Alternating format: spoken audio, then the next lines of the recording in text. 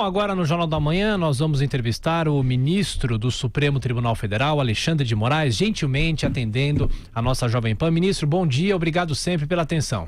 Bom dia, Tiago, bom dia também ao professor Vila e aos ouvintes da Jovem Pan.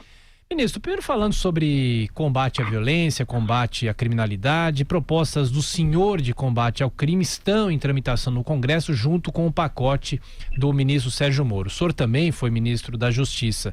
E a grande questão é, o Congresso está discutindo o pacote, ontem teve a questão do COAF, que foi retirado da alçada do ministro Sérgio Moro. Eu pergunto, é possível conciliar as duas propostas? O senhor tem se empenhado de uma certa maneira para isso também? Sem dúvida, Tiago, nós tivemos já várias reuniões no âmbito da Câmara dos Deputados. O presidente Rodrigo Maia constituiu um grupo de trabalho presidido pela deputada Margarete. Eu já participei de uma audiência com esses deputados, o ministro Sérgio Moro também. Nas últimas 2 semanas tive 2 reuniões com o ministro Sérgio Moro, também no sentido de uma, eu diria, unificação dos projetos que tratam de quase todos os mesmos assuntos, alguns de forma muito parecida, outros com algumas diferenças, mas a finalidade dos 2 projetos é fortalecer o combate brasileiro ao crime organizado, facilitando tanto o estrangulamento financeiro das organizações criminosas, como também a possibilidade de uma produção de provas mais rápido, um processo mais rápido e um cumprimento de pena real. No Brasil, infelizmente, a legislação, principalmente para os crimes graves, para a criminalidade organizada, eu diria tem uma execução da pena virtual, com 1/6 da pena já permite a saída da penitenciária. Então, os 2 projetos vão nesse sentido, de combater duramente o que é grave. Então, eu acredito que até o final desse semestre nós já consigamos levar para votação na Câmara dos Deputados. Ministro, bom dia. Marco Antônio Vila, ministro. Bom dia, Vila. Perguntar para o senhor o seguinte: como é possível, e que o senhor o senhor pudesse nos dar um exemplo concreto, garantir a maior eficiência das decisões judiciais? Justamente isso que o senhor disse. De que forma? Olha, são 2, eu diria, 2 formas, Sim. Ou 2 melhorias. A primeira é a legislação, realmente. Muito se culpa o judiciário, às vezes, pelo que não é culpa do judiciário. O judiciário tem a sua parte também de culpa nesse sistema, mas muito se culpa o judiciário pelo que não é a sua culpa. Ou seja, a legislação permite que com 1/6 haja progressão. A legislação permite uma série de benefícios, inclusive a crimes graves, que nenhum país do mundo tem. Se nós somos os países nórdicos, que se fala muito que a Suécia, a Islândia, a Finlândia têm essas facilidades, não é verdade. Crime grave deve ser cumprido de forma grave. Por sua parte, o judiciário deve se reorganizar para combater mais duramente a criminalidade organizada. Uma das propostas que eu apresentei a partir da comissão que presidi é a criação de varas colegiadas e regionalizadas para o combate ao crime organizado. Hoje nós não podemos mais ter aquela visão romântica de que em cada cidadezinha há um juiz, um promotor que combate a criminalidade grave. Nós temos que constituir regionalmente, dou um exemplo de São Paulo, Sim. Ao invés de cada comarca, cada cidade da região do ABC, constituiríamos varas regionalizadas para todo ABC ou para toda a Baixada Santista, de 3 a 5 juízes, para combater o crime organizado. Haveria uma centralização da inteligência, a questão de inteligência do judiciário, que também deixa hoje a desejar o banco de dados. Haveria uma maior proteção aos juízes e uma efetividade muito maior. E com a alteração proposta na execução, no mínimo, crime organizado deve cumprir metade da pena, no mínimo. Sim. A partir daí é que vai se analisar se há possibilidade ou não de alguma progressão. Ministro, quando o senhor fala proteção ao juiz, é o juiz sem rosto? Como... Não, eu vi recentemente, até conversei com com o pessoal do Rio de Janeiro, Sim. que estão adotando exatamente essa nossa ideia, que foi discutida ao longo de mais de 6 meses com todos os presidentes de tribunais, a questão de varas colegiadas. O juiz sem rosto, exatamente, foi uma utilização na Colômbia onde os juízes não eram identificados.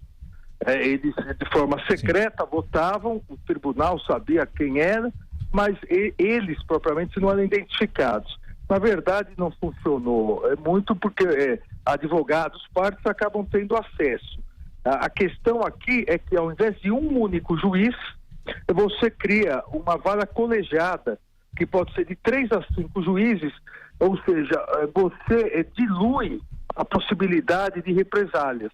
O Ministério Público já atua assim, com as forças-tarefas ou GAECos, a polícia já atua em conjunto, então deve-se também permitir ao judiciário que garanta maior proteção aos seus membros, e mais do que isso, com essas varas colegiadas regionalizadas, você coloca juízes mais experientes na atuação contra o crime organizado. Isso é muito importante. Sim. Ministro, a questão que o senhor fez referência ao estrangulamento financeiro do crime organizado, concretamente, como que seria feito isso?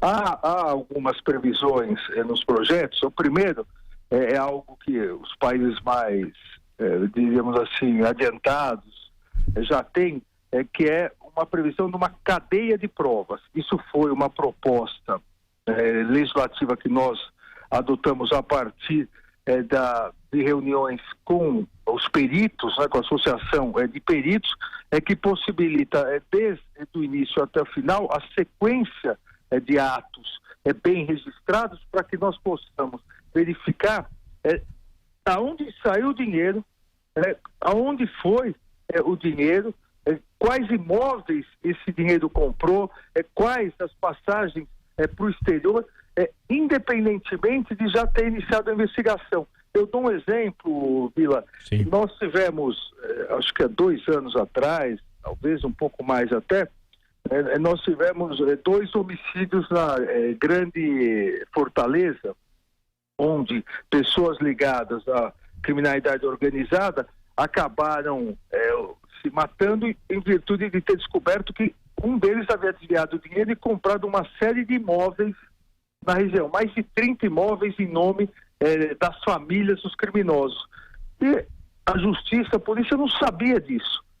A proposta dessa cadeia de provas, por exemplo, determina que todas as transações imobiliárias sejam comunicadas a um banco de dados do Poder Judiciário, para que nós possamos perceber, através hoje da inteligência artificial, qualquer movimentação anormal.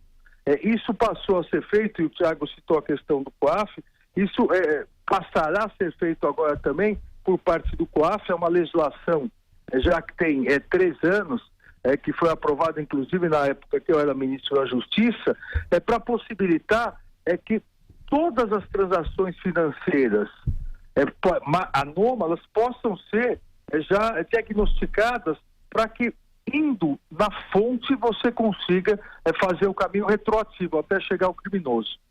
Ministro, só me permite fazer uma outra questão. Recentemente teve uma grande polêmica sobre aquele inquérito em relação às notícias falsas. Eu pergunto, esse inquérito deve mesmo ir ao plenário do Supremo em agosto? É essa a previsão? E o que pode acontecer?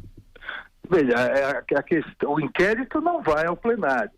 O que houve a liberação por parte do ministro Edson Fachin, que é relator de uma DPF, uma arguição de descumprimento de preceito fundamental, proposta contra a portaria do presidente Toffoli, que instaurou o inquérito. O ministro Edson Fachin liberou já para julgamento e pedindo pauta, e agora compete ao presidente do Supremo fixar a pauta. Então aí eu não teria informação, né? Deixa eu só perguntar brevemente sobre essa questão para o senhor. O senhor é um professor universitário de renome, tem uma grande obra na área de direito constitucional, li os livros do senhor, consulto sempre, são muito bons. Mas as pessoas têm muito interesse hoje por justiça no Brasil. E eu acho bom, saudável, ministro, as pessoas terem interesse. Mas nem sempre sabem sobre o funcionamento do Poder Judiciário. Assim como muitas das questões de política, as pessoas têm muito interesse e confundem as esferas do Congresso Nacional, da Assembleia Legislativa, das câmaras municipais, prefeito, governador e tal. No caso do inquérito desse tipo, da pergunta feita pelo Tiago, a iniciativa de realizar o inquérito, legalmente, há uma iniciativa por parte de ministros, de juízes, que eu não gosto muito da expressão ministro, na verdade os senhores são juízes, né? Ou a iniciativa tem de partir do Ministério Público? Veja, a iniciativa não tem que partir do Ministério Público, né? Isso foi um grande erro à época da discussão, se confundindo investigação, apuração com sistema acusatório. O sistema acusatório que a Constituição adotou e que eu sempre fui defensor, e sou defensor até porque fui membro do Ministério Público mais de 10 anos, significa que somente nos casos de crime de ação penal pública, ou seja, a maioria dos crimes que a população conhece, roubo, corrupção, furto, homicídio, quem pode oferecer uma acusação perante o Poder Judiciário é o Ministério Público. Isso é o sistema acusatório. Sim. Agora, a investigação, primeiro, não é do Ministério Público. A investigação, em regra, é da polícia. Agora, o próprio Supremo reconheceu que o Ministério Público também pode investigar, as CPIs podem investigar, o próprio Judiciário, e isso é previsão legal da lei orgânica da magistratura, no caso envolvendo magistrados, veja, não é só o Supremo, Tribunal Federal, que pode instaurar inquérito para investigação. No caso envolvendo magistrados, a investigação, o inquérito corre perante a presidência do Tribunal de Justiça, o Tribunal Regional Federal, do qual faça parte aquele juiz. Isso é uma previsão da lei orgânica. Ou seja, a investigação, a formação de dados para que aí sim seja levado ao Ministério Público para oferecimento ou não de denúncia, isso não é privativo nem da polícia a partir da decisão do próprio Supremo Tribunal Federal, muito menos do Ministério Público. Houve uma confusão por parte do Ministério Público, no caso da Procuradoria-Geral à época, de que sistema acusatório significa exclusividade de investigação. Se fosse assim, nem a polícia poderia investigar. E nesse inquérito instaurado com base na legislação pelo Supremo, quem realiza todas as medidas investigatórias, as medidas de busca e apreensão, as medidas de cruzamento de dados é a Polícia Federal. Ok, ministro do Supremo, Alexandre de Moraes, mais uma vez, obrigado por atender a Jovem Pan, até uma próxima, um abraço. Eu que agradeço, Tiago, um abraço para você, para o professor Vila e para os ouvintes da PAN.